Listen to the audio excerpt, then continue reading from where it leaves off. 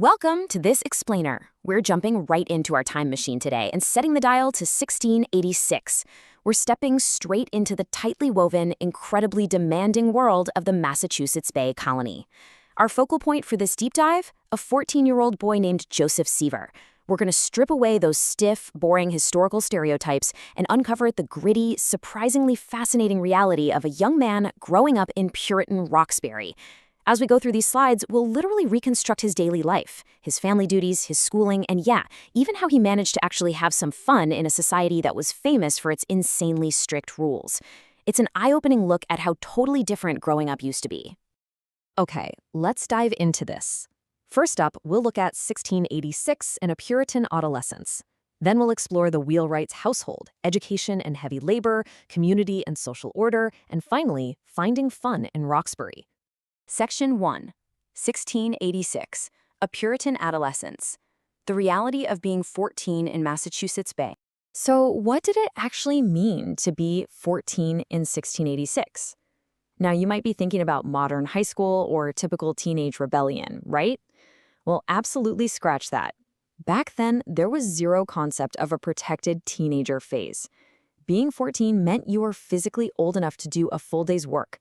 You were expected to perform a man's grueling labor. But get this, you were still years and years away from having your own household or any true independence.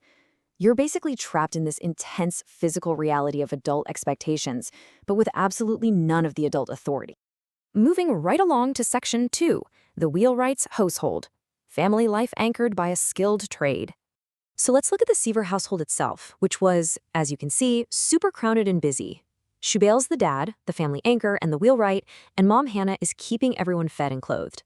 Then you have Joseph at 14, followed by a whole crew of younger siblings, Hannah, Abigail, Shubail Jr., and little toddler Thankful. Now, here's a really important detail. Joseph actually had an older brother named Robert, born in 1670, but Robert mysteriously vanishes from the historical records early on. Because of that, Joseph pretty much had to function as the eldest son.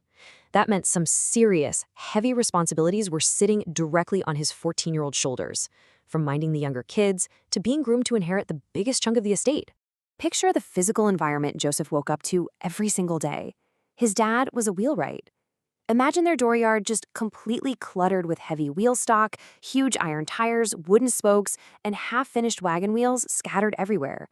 Neighbors and farmers from all over Roxbury and the surrounding towns would be constantly popping in and out of that yard, needing repairs. For Joseph, this wasn't just a home. It meant constant early exposure to a highly skilled trade, and a literal revolving door of the community happening right on his doorstep. And his family had some deep, deep roots here. Joseph's grandfather, Robert Seaver, was one of Roxbury's original settlers, arriving way back in 1634.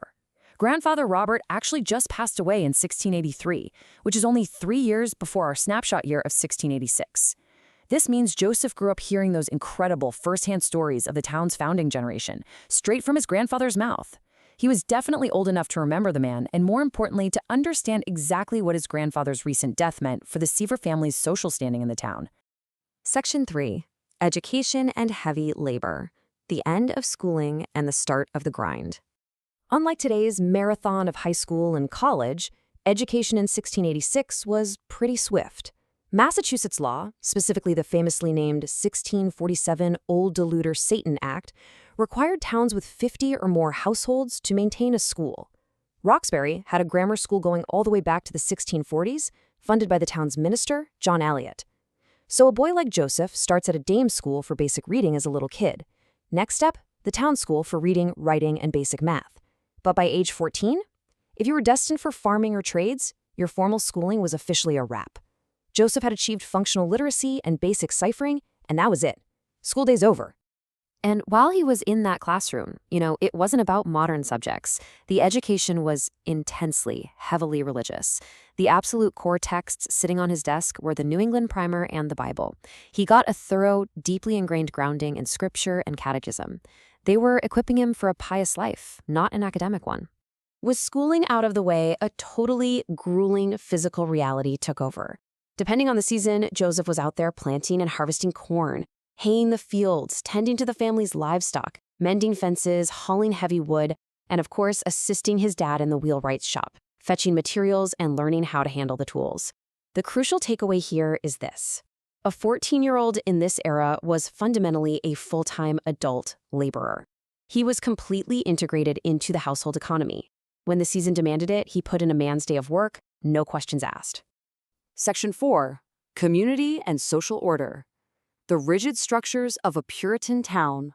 Zooming out beyond the farm and the wheelwright shop, let's take a look at the broader community of Roxbury. It's super important to remember that by the 1680s, Roxbury was a well-established, functioning town, not some wild frontier settlement. And right at the center of that town, 4. 4 is the absolute minimum number of hours Joseph spent inside the meeting house every single Sabbath. Attendance was completely, non-negotiably mandatory. The day was split between a morning and an afternoon service, with each one clocking in at 2 hours or more. The meeting house was just as much a central social institution as it was a religious one, bringing literally the entire town together under one roof. And this brilliantly illustrates the strict social order of Puritan life. Seating in that meeting house was strictly assigned by rank and status. It's like a giant visible map of town hierarchy. Every time Joseph walked in for those 4 hours of service, he had this concrete, highly visible reminder of exactly where the Seaver family stood in Roxbury. He knew exactly who was above his family and who was below them just by looking at who was sitting in which pew. This rigid order bled right into his civic life, too. Town meetings, market days, and militia training constantly brought the community together. At 14, Joseph would be hanging around the edges of these events. He was actively watching the men conduct the town's business, and he was expected to absorb all these rules and procedures because, well, in less than a decade, he'd be stepping up to take his own place as a voting member of the town. Section 5. Finding fun in Roxbury. Breaking the tension with boyhood games. Now, after hearing about the backbreaking labor and those marathon church services, you might be thinking their lives were completely joyless. But it's a fascinating juxtaposition. Despite the harsh reality of strict Puritan laws and heavy chores, we have undeniable historical evidence of boyhood games. Since Roxbury was still pretty rural, boys went fishing and hunting. They swam in the summer, they went sledding and skating in the winter, and they were always getting into wrestling matches and informal contests of strength. And incredibly, town records and probate inventories from the period actually prove that toys existed even in these strict Puritan households. Boys really did play with balls, hoops, and marbles. And then, oh man, you had training day, the militia muster.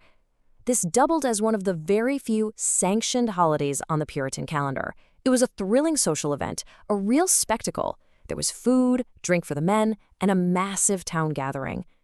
For Joseph and his buddies, it was incredibly exciting to stand on the sidelines, watch the grown men run through their military drills, and just dream about the day they'd finally be old enough to carry a musket themselves.